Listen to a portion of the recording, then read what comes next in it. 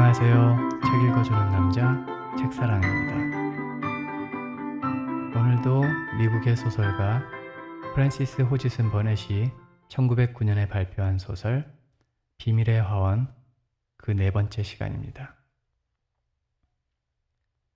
제4장 늪지에 사는 카멜라. 메어리는 다음 날도 패티를 안고 정원으로 나갔다. 울세와 벤 할아버지를 찾기 위해서였다. 패티, 이제 심심하지 않을 거야.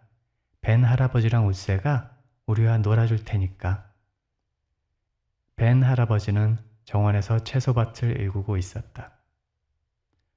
할아버지, 저 왔어요. 메어리는 할아버지의 등 뒤로 살금살금 다가가 갑자기 소리쳤다. 그러나 벤 할아버지는 그저 무뚝뚝하게 고개만 끄덕였다. 왔니?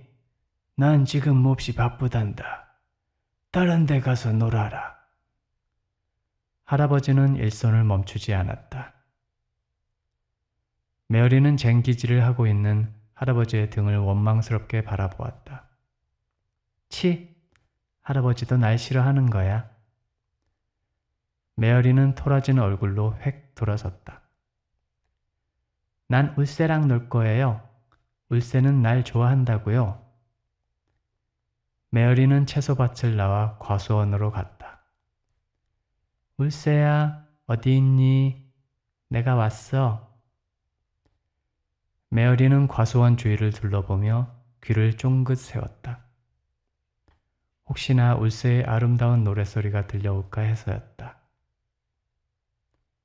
그러나 어디에도 울세의 귀여운 모습은 보이지 않았다. 패티, 울세가 날 잊어버렸나 봐. 메어리는 갑자기 슬퍼졌다. 울세도 날 좋아한 게 아니었어. 날 잊어버린 거야.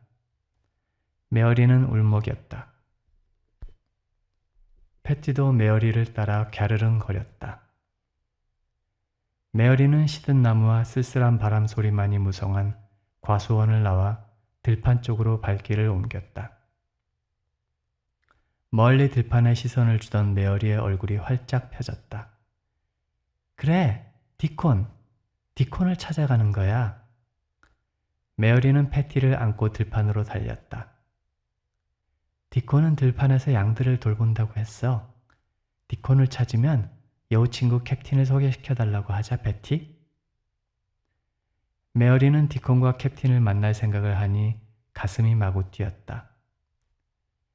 디콘도 마르사에게서 내 얘기를 들었을까? 들었을 거야. 메어리의 입에서는 방울소리 같은 웃음소리가 흘러나왔다. 패티도 메어리의 품 안에서 몸을 뒤척였다. 패티, 우리 누가 먼저 디콘을 찾나 내기할까? 메어리는 패티를 내려놓아 주었다.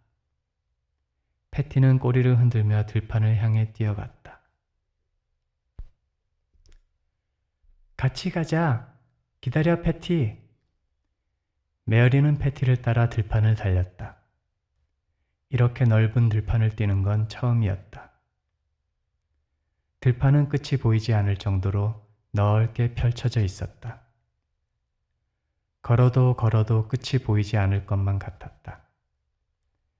패티, 이렇게 넓은 곳에서 어떻게 디콘을 찾지? 메어리는 멀리 들판과 하늘이 맞닿은 지평선을 바라보며 중얼거렸다. 그런데 메어리의 옆에서는 아무런 소리도 들려오지 않았다. 메어리는 주위를 둘러보았다. 패티, 어디 갔니? 메어리의 외침 소리는 들판으로 퍼져갔다. 그러나 패티의 소리는 들려오지 않았다. 패티, 어디로 간 거야, 패티? 메어리는 들판을 헤매고 돌아다녔다. 들판에는 갈색으로 변해버린 키 작은 꽃나무들만이 몸을 웅크리고 있었다. 사그락거리는 소리에 메어리가 혹시나 하고 뒤돌아보면 그것은 바람의 풀잎들이 몸을 눕히는 소리였다. 패티, 빨리 나와, 패티. 메어리의 눈에는 눈물이 그렁그렁 맺히기 시작했다. 패티는 메어리의 단 하나밖에 없는 친구였다. 패티를 잃으면 메어리는 정말 외톨이가 되는 것이다. 메어리는 다리가 아픈 줄도 모르고 들판을 헤매고 다녔다. 해는 어느새 기울어지고 있었다. 햇볕이 사라지자 바람은 더욱 싸늘하게 불어왔다. 그러나 메어리는 패티를 찾지 못한 채 집으로 돌아갈 수는 없었다. 패티 어디 있는 거야? 메어리의 목소리는 울음소리로 변해 있었다. 메어리는 어느새 들판의 끝에 있는 늪지대에 다다랐다. 늪에서는 기분 나쁜 찬 바람이 흘러나와 늪 주위에 있는 풀잎들을 감싸고 있었다. 메어리는 늪 가까이로 다가가지 못하고 주춤거렸다. 마차를 타고 오면서 들었던 메드로크 부인의 말이 떠올랐다. 저 늪에는 마녀가 살고 있어요. 늪 주위에는 얼씬도 하지 마세요. 늪 주위에서 언뜻 보았던 붉은색 망토를 입은 여자의 모습도 떠올랐다. 늪 앞에 있는 커다란 나무에는 넓은 이파리들이 매달려 있었다. 이파리들이 바람에 날리는 모습은 마치 마녀의 머리카락이 날리는 모습 같았다. 그 여자는 정말 마녀였을까? 하지만 유모는 마녀는 숲속에서 산다고 말했었는데. 메어리는 커다란 나무를 쳐다보고 있었다. 그런데 그 나무 뒤에서 갑자기 움직이는 그림자가 있었다. 메어리는 발이 땅바닥에 붙은 듯 꼼짝하지 못했다. 나무 뒤에서 나온 것은 메어리가 마차를 타고 갈 때 보았던 이상한 여자였다. 치렁치렁 늘어뜨린 머리카락이 바람에 날려 위로 솟구쳐 있고 등에는 붉은색 망토가 걸쳐져 있었다. 난 카멜라란다. 늪에 있는 오두막집에서 살고 있지. 넌 아주 먼 곳에서 온 아이로구나. 카멜라의 목소리는 바람에 실려 조금씩 떨렸다. 메어리는 눈을 동그랗게 뜨고 겁에 질린 얼굴로 카멜라를 바라보았다. 무서워할 것 없다. 난 널 도와주고 싶단다. 넌 뭔가를 잃어버렸구나. 그렇지? 메어리는 카멜라의 부드러운 목소리에 마음이 놓였다. 네, 전 고양이를 잃어버렸어요. 패티는 하나밖에 없는 제 소중한 친구예요. 패티도 그렇게 생각하고 있을까? 물론이에요. 메어리는 힘을 주어 말했다. 그럼 패티를 믿니? 패티가 너의 진정한 친구라면 분명히 네 곁으로 돌아올 거야. 하지만 들판은 너무 넓어요. 게다가 여우랑 매도 있는걸요? 카멜라는 들판을 둘러보았다. 카멜라의 눈에는 부드러움이 깃들어 있었다. 들판은 열심히 살아가려는 자들의 편이란다. 그 대신 살아갈 용기를 잃은 자들에게는 냉엄하지. 너도 패티도 이 들판에서 열심히 살아가려는 노력을 해봐. 전 길도 잃어버렸는걸요?